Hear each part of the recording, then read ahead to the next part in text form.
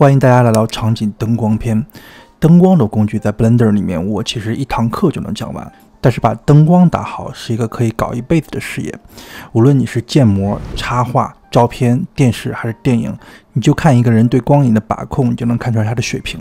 可能这么讲有点夸张，但是光影从某个方面决定了你艺术事业的天花板。当然，一堂课你没法成为光影大师，但是我会给你指出一条比较清晰又实用的一个工作流程。以后无论你是绘画、摄影还是拍广告 MV， 你都会受到一些积极的影响，而不是一些歪路子。那我们现在就开始吧。就是第一个你要知道的东西，就是最基本的东西，就是在 Blender 里面打光分成两部分，一个叫世界光，一个叫场景光。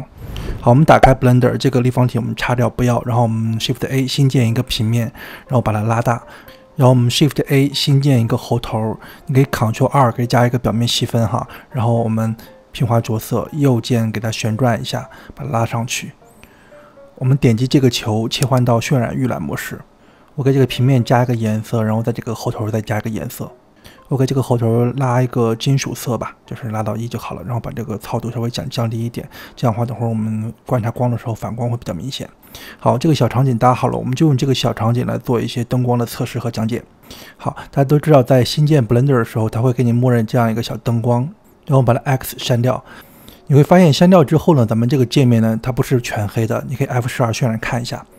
你就会发现，其实我即使没有一盏灯，但它也不是全黑的。那这是为什么呢？理论上你其实没有灯，你就应该全黑啊，对吧？好，我们把这个给关掉啊。然后呢，我们0切换到这个渲染预览模式，然后 N， 我把这个窗口调出来，勾选这个锁定。那这个时候呢，你就可以点着这个鼠标中键去移动这个摄像头拍摄的这个角度，这个也是你最终渲染出来的一个视图角度。好，我们用这个鼠标中键大概确定一下咱们这个视图拍摄的这个角度之后呢，你可以把这个锁定关掉。那这样的话，这个相机镜头就不会乱动了嘛。你可以 F12 渲染看一下，然后你可以看出来渲染出来这个结果呢是有一个灰色的一个光线的，它不是全黑的。那这个灰色的这个世界光在哪里找呢？你可以点击这个地球，这个地球叫世界属性，这边有一个强度跟力度，你把这个光线，你看它不是0哈，你把这个光线调到0了之后，你会发现它就全黑了。这个时候你 F12 渲染是什么都看不到的啊。好，你可以把这个世界光这个强度加大，你会发现它就会越来越亮。除了调节这个世界光的强度呢，你还可以调整它的颜色。你点击这个颜色，它现在是默认一个深灰色，对不对？好，我先把这个强度恢复到1啊。好，它现在是一个比较深的一个黑色，你还可以调整它的颜色。你会发现，当你调整这个颜色的时候呢，你整个世界里面的所有物体的颜色都会受到影响。你可以把这个颜色的明度拉大，你会发现这个世界的亮度也会变大。好，我们 Ctrl Z 撤销。那这个呢，就是我说的第一部分世界光，就是你改任何一个参数颜色，你整个场景世界的所有物体都会受到影响。所以世界光呢，就是起了一个奠定一个主基调的作用，就是你把这个场景放到一个什么样的环境去做拍摄。当然，视觉光不光指的是改颜色和添加亮度哈，它还可以加纹理。大家点击这个小黄点，你看这边就出现了很多纹理。你可以点击任何一个添加纹理，但是呢，我们为了更清楚的了解这个世界光是怎么回事呢，我们来看看一下这个世界光背后的节点是什么样子的。好，我们在这边拉出一个窗口，我们找到我们添加材质的那个着色编辑器。好，我们把这个物体呢变成这个世界环境。你看到没有？原来 Blender 这个世界光背后呢，其实也是一个节点系统在支持。所以你在这里改这个强度跟力度呢，和改这个节点的强度和力度是一样的啊。好，我们可以点击这个颜色这个小黄点，我们在这边添加一个天空纹理。你会发现在这个节点的这个窗口里面呢，它多了一个天空纹理的节点。所以你看在 Blender 里面，万物的背后呢都是一个节点逻辑。如果你是从我前面的课听过来的话，你不应该对节点太陌生哈。好，这边有一个警告哈，叫日轮在 EV 中不可用，这个是什么意思呢？我们看一下，你看这个是一个天空纹理，但是你看不到太阳，对不对？那这个太阳呢就是日轮，我们把它切换到 Cycles 看看我们能不能看到太阳。好，我们切换到 Cycles 之后呢，你会发现，那个警告消失了，然后我们可以调一些参数了哈。我们比如说，我们把这个空气从1调大一点，你会发现这个好像是空气指数。你看这个天空就变黄了，这边有个小点点，这个就是日轮，可以看到了。你可以把这个太阳尺寸搞大一点，你看这个太阳就显示出来了啊。你还可以通过这个太阳高度去模拟真实的太阳的升起和落下。你看这个太阳落下到地平线之下呢，它就完全是一个落日的这个效果。在 Blender 里面还给你内置了其他的另外2种天空模式，一个叫 Hozak， 那这个就类似于那种阴天或者说那种晚间的这种效果。它这边可调的参数比较简单哈，其实你就可以动这个球，你看用鼠标动这个球，就当这个球的阴影面积越大，你这个空间就是你这个世界环境的这个亮度也会越低。还有另外一种模式叫 Prism， 那这个呢就比较亮一点，这个可以模仿一个晴天的一个效果。天空纹理其实就这3种，以前只有2种哈，这个 Nashita 就刚才我们看到有个大太阳的那个是后来才加上去的。好，关于这个天空纹理呢，大家只要知道有3种模式就可以了，因为它用的其实并不多，我觉得它有点鸡肋啊，就是等会儿我们会讲到更好用的一些 HDR 贴图，其实可以代替你去做天空。好，我们再来看看还有什么其他方式做天空啊，比如说我们在这边还可以添加一个渐变纹理来做天空，你在这边 Shift A 新建一个渐变纹理。好，你可以在这边这个就不需要了 ，Ctrl X 擦掉，然后呢把这个连上去。那它就会出现一个从黑到白的渐变，那这个时候呢，你就会比较容易的去改这个天空的颜色哈。改颜色的话，我们一般会用一个颜色渐变的一个转换器。好，我们在这中间加一个颜色渐变的一个节点，然后我们可以改变这个颜色渐变的颜色。好，比如说我给它一个从白到蓝的渐变，你就得到了一个蓝天的一个效果。这样看来不明显哈，把这俩稍微往中间挤一挤，你这个界限就会更明显一点。但这个天空的方向是完全不对的哈，我们需要改变这个纹理的方向。那怎么改？这个材质篇之前也讲过哈，首先第一个 Ctrl T， 我们给它自动加个纹理坐标和映射，这2个是必须的，对不对？然后我们再 Shift A 新建一个分离 XYZ， 那我把这个连成 Z 方向呢，它就代表从下到上的一个渐变。这个在当时我们讲渐变纹理的时候也讲过类似的操作，大家记住就好了。你可以把这个白色的部分减少，把这个蓝色的加大，然后让它往下来一点。但这个看起来还是不明显，你可以通过改变这个映射 Z 方向上的这个值。那你就可以改变这个蓝色的这个大小和范围了。好，这个就是怎么用渐变纹理做天空的一种方法。好，接下来呢，我们来讲一个最常用的一种用 HDR 贴图来打世界光的一种方法。好，我把这些节点全部都删掉，我们 Shift A 新建一个环境纹理。好，我们把这个环境纹理连到咱们这个表曲面上，就是这个世界输出上，它都是紫色，代表你现在还没有加纹理。就在 Blender 里面，如果你的纹理都是空的话，它就是一个紫色。那这个时候呢，我们给它添加一张 HDR 贴图。那什么是 HDR 贴图呢？那它的全称叫做 High Dynamic Range Image， 翻译过来叫高动态范围贴图。你这么理解吧，就 HDRI 贴图呢，它是一个360度的环境的一张照片，但是这个照片呢，它跟普通照片不一样，这个照片的后缀是 EXR， 然后呢，它比一般的照片多了一个功能，就是照明的功能。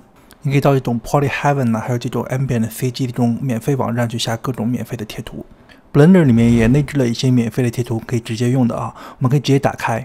那这些贴图藏在哪个文件夹下面呢？你可以到你的这个 Blender 的安装盘，我们现在在这个 Program Files， 你找到这个 Blender Foundation， 然后找到你的版本，比如说我们现在用 3.5 哈，点这个 3.5， 然后到这个 Data Files， 然后找到这个 Studio Light 这个，然后找到这个 Word， 你看都在这里面，然后你随便选一张吧。双击它就可以载入了。你看这个森林马上就出现了，然后你这个场景呢，就如同被置入在这个森林的环境里面，然后所有光都特别的自然。你可以再换一个海边的。好，我们双击载入，你看它马上就把这个猴子这个场景呢放在了这个海边，然后呢它的光照也是个海边的感觉。你可以 F12 渲染看一下。那么你看，你现在一盏灯都没打，但是你这个光线就特别的自然，而且比你自己打的还要好，对不对？这就是 HDR 的好处，它可以模拟非常真实的光线效果，同时呢，它还可以充当背景。好，我们来总结一下，做个小结啊。我们刚才讲了哪4种可以给世界光打光的方法，就是给这个环境打光的方法。第一种呢，就是刚才我们说的那个天空纹理。那天空纹理呢，你就只要记住它有3种模式可以选择，然后有各种参数可以调。那第二种呢，就是这个环境纹理，就是我们可以放 HDR 贴图这个，它的好处在于它可以模拟一个非常真实的一个现实情况下的一个光照效果，而且呢它可以当一个背景来使用。有同学这个时候会说，老师我不想要这个背景，我只想要它这个光照效果怎么办？你可以到这个渲染器的这个选项里面，你找到无论你是用 Cycles EV， 你找的这个胶片，在胶片下面把这个透明给勾选上，那这个背景就没有了。我们 F12 渲染看一下。你看这个光照效果还在，但是它这个背景就没有了，就不干扰了。用 EV 渲染器也是一样哈，也是找到这个胶片的选项，然后把这个透明给勾选上，你不勾就会出现。有的时候我们需要保存一个透明通道的一张贴图，就是你想的抠嘛，你就可以用这个方法，就把这个透明勾选，然后 F12 渲染，然后图像呢保存成一个 PNG 格式就可以了。好，我们取消哈，我们再讲另外2种哈。那第3种呢，就是刚才我们讲的用渐变纹理呢代表这个天空，这个好处在于你可以改它的这个渐变的颜色。好，那第4种呢，就是最基本的，就是一开始就默认的那个情况，就是你可以在这边添加一个背景节点，然后就可以改它的颜色和它的强度了。好，刚才我们就讲了这4种不同的给你这个场景打世界光的方法。最常用的还是这个环境 HDR 贴图和这个最基本的这个默认的这个背景节点。但是这个世界光也不是必须的，你完全可以不要这个世界光的影响。比如说我把这个世界光这个强度降为0，那就是一个小黑屋的一个效果，就像我们平时去一些照相馆一样，那些摄影师就会把窗帘全部拉上一个小黑屋，然后他自己去打灯。好，把这3个节点给删掉哈，我们就用一个基础的这样一个背景光就好了，我们给它一个1的一个强度。好，那接下来呢，我们正式讲一下第2部分，也就是打完世界光之后，那场景光里面有哪些光可以供我们选择，场景光应该怎么打。在 Blender 里面，场景灯光呢有4种选择：点光、面光、聚光和日光。我们先 Shift A 新建一个点光，然后我们选择这个点光哈，你可以看到一个灯泡的这样一个灯光属性。进入这个灯光属性之后呢，你会发现虽然我们新建的是一个点光，但是这个点光呢可以在这4种类别里面去切换。比如说可以切换成日光，也可以切换成这种聚光和面光。好，这个灯泡现在只有10把，不太亮，我们可以把它增大一点。我们改成500把看看啊，那这样会亮很多，对不对？这里我想提一下，就在 Blender 里面，你的灯泡呢亮与不亮，跟你的这个灯泡瓦数有关，也跟你这个场景大小有关。那你看着这个场景好像不大，但是你可以看一下这个平面有多大，它有27米。你知道一个标准篮球场只有28乘以15嘛，所以这相当于比一个篮球场还要大了。所以你这个500瓦的灯泡呢，就只能照这么多。我们可以把这个瓦数再调高一点，比如说你调到2000。就解释了为什么有时候你跟着教程学，就跟老师设置一样的瓦数，但是你的灯泡没有人家亮，可能就是因为你的场景比较大而已。这个没有关系啊，你就把你的那个瓦数加大一点就好了，反正又不费你的电，没必要非要跟老师一样。好，这个点光的设置很简单，我们最常用的就是这个瓦数，对不对？你还可以改它的颜色。然后呢，下面这个漫射跟高光呢，其实只有EV上可以有的哈。如果你是用 Cycles 渲染器，就没有这些选项，就是只有2个选项。然后另外一个比较重点的话，就是个半径，就是这个半径越大的话，就是你这个影子会越虚；那半径越小的话，你这个影子会越硬，也就越实。我们来切换成 Cycles 渲染器来看一下这个灯光，把这个改成 GPU 啊，快一点。然后你会发现呢。Cycles 渲染器的话，这个选项只有2个，一个半径，一个是反弹次数。那这个半径你刚才讲过了，就是它越大的话，你这个影子就会越虚，然后越小的话，你的影子会越实。那这个最多反弹次数呢，指的是光线它模拟这个光在不同面上这种被反弹的次数。那这个值越大，代表你的渲染精度越高，那你这个渲染的效果呢就会越逼真，那渲染的速度就会越慢，然后对你的电脑要求也会越高。这个值呢，如果你场景里面没有这种透明的材质，比如说水啊、玻璃啊，其实你可以把这个值尽量往小的设到10以内，你看看区别大不大。如果区别不大的话，那就越小越好咯。接下来我们把它变成一个日光看一下，日光其实你不需要设这么大的值哈，设一个个位数就好了，我们设到2。你可以拖动这个小黄点改变这个日光的这个方向。大家注意哈，就是日光这个灯泡的位置其实不影响你这个照明效果。它的角度反而会影响你的影子的方向哈，它是一个平行光，平行光就是你怎么去移动这个灯的位置，它这个光的方向都是一样的。你看我移动这个灯泡的位置，这个影子的方向一点都不变。那我切换成点光，你看点光的话，它就不是平行光，它的位置呢就会影响到你的照明效果。那日光呢，你移动它的位置就没什么用，你只有移动它的角度呢才会有用。你可以用这个日光来模拟这个太阳的位置跟方向。好，我们切换到聚光，聚光就很好理解，它就是一个单方向的光，然后呢，它是一个喇叭口，那就是一个聚光灯嘛。我们把这个瓦数调大，然后另外需要改的参数就是个半径，半径越小影子越实，半径越大影子越虚，光线也会越发散。那下面这个光圈尺寸呢，就是这个喇叭口的开口大小。下面这个混合呢，指的是这个聚光的这个发散程度，大家可以调一下试一下。好，我们切换到最后一种光，就是面光。面光是这4种场景光里面使用频率最高的一种光源，因为它打光效果很好，又好控制方向啊和大小和范围，所以呢它就最实用。这个尺寸越大呢，光线越发散越柔和，那越小的话，你这个光线就会越聚集。它就类似一个柔光板，你还可以改变它的形状，比如说你可以把它换成圆形啊、椭圆啊各种形状。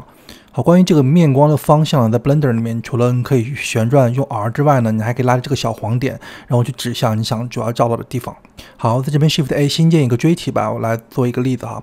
我把这个锥体挪到这个地方，我想让这个光照向这个锥体怎么办呢？那我点上这个光，然后拉着这个小黄点，然后直接往这个锥体上拉。你看这个大概的方向是对的哈，然后你再做一些微调就好了。大家可以自己去拉试试看啊，这个是一个比较常用的一个操作。好，讲完了场景光的4种光源之后呢，我们来正式走一遍就是打光的 workflow， 也就是针对一个新的场景，我们应该从哪里开始打光，然后先打什么后打什么，这个具体的工作步骤是什么样子的。我在这里分享一个我个人的一个打光步骤，当然我不是权威，你未必非要按照我这个来做，但是我觉得你作为一个新手状态，你跟着我这个 workflow 走的话，至少保证你的下限差不到哪儿去。我的打光顺序呢分成2步，我会先打世界光，然后再打这个场景光。第一步打世界光的时候呢，我要思考一下，就是我这个场景我要把它放在一个什么样的一个基础环境里面。我是把这个场景放到一个小黑屋呢，然后最后灯我自己打，还是呢它是一个早上的环境、傍晚的环境，还是一个夜晚的环境。针对不同的场景要求和创作概念，我会给它设置不同的这种世界的基础光源。世界光的作用呢就是定基调，比如说我这个场景我可以保持它默认就是它有一个强度为1的一个灰色的一个小的世界光，或者呢我可以把它放在一个室内，就是一个白天的一个光照作为一个基础的一个环境，我就可以给它添加一个环境纹理。大家注意哈，这个着色器编辑器你要把这个物体变成世界，你才能看到世界的这个节点。你可以给这个环境的纹理呢添加一张室内的贴图就搞定了。你看它马上就是一个室内光线的这种感觉。如果你看不到这个背景的话，你到这个渲染器里面找到胶片哈，然后把这个透明的这个勾选去掉，你就可以看到这个室内的环境了。一般情况下我们只用这个 HDR 打光，我们不需要这个环境哈，我们就把这个透明给勾选上，我们只需要它给一个光照的效果就好了。咱们这个贴图呢是可以转的哈，你可以选择这个纹理，然后 Ctrl T， 它会给你自动加这2个节点。我还是把这个环境的这个透明给去掉哈，我把这个背景给显示出来。好，这个时候呢，你绕着这个 Z 轴去旋转这个环境，你看这个房间就转起来了。然后你可以把这个窗户正好站在你这个猴头的侧边，那这个光呢就是从这个窗户这边打过来的一个比较自然的这个光线。这就是怎么用这个 HDR 贴图去打一个这样的一个基础的一个世界光。如果你想模拟那种小黑屋的感觉的话，你就可以不需要这个贴图，我只要这个背景就好了。我可以把这个强度改成0，然后它就是一个小黑屋了。好，刚才咱们讲的都是打光的第一步哈，就是怎么给你这个场景设定一个基调，就怎么给它打一个世界光。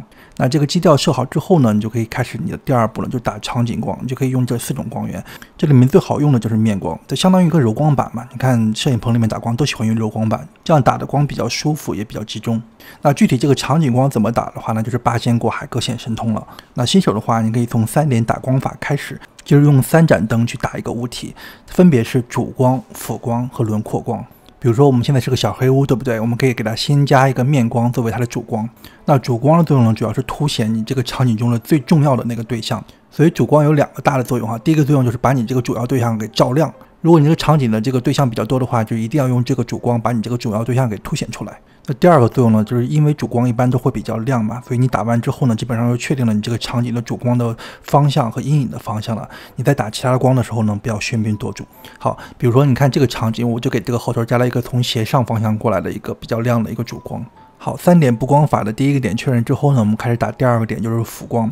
那辅光怎么打就看你自己了，就是你觉得哪个面比较暗，你就可以打一盏辅助光去把这个暗面给照亮。但是辅光呢，你不能够喧宾夺主，就是配角也有配角的职业操守，你不能抢主光的风头。具体这个辅光从哪个方向打，打什么颜色，那看你自己了。因为打光是创作嘛，所以你要有自己的思路。比如说我可以给这个猴子的头呢，给它一个蓝色的一个辅光。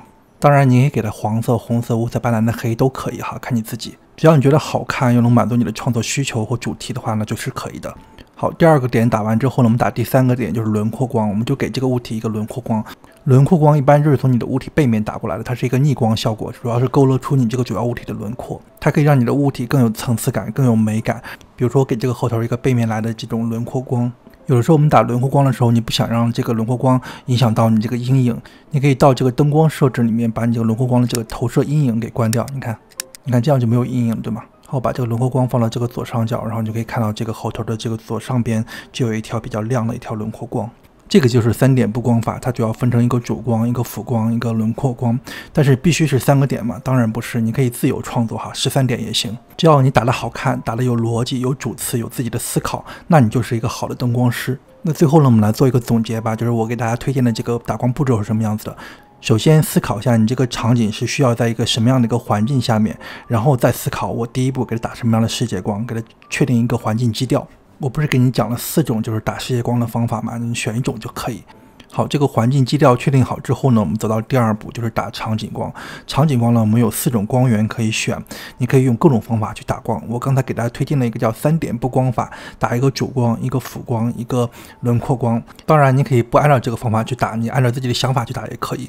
但是你要有思考跟逻辑哦，你不要脑袋空空在这边乱打哈，你要打出一个主次，打出逻辑，打出一个美感来。就是关于创作的东西呢，我不想教的太死板，就是你一定要有自己的想法。但有同学可能说，老师我就是死板，我就想死板的学，你就告诉我怎么打好看吧。那如果你真是这类的同学的话，你就保证你的画面中有这2样对比就好了。第一个呢，就是明显的明暗对比，就是能够凸显出主次。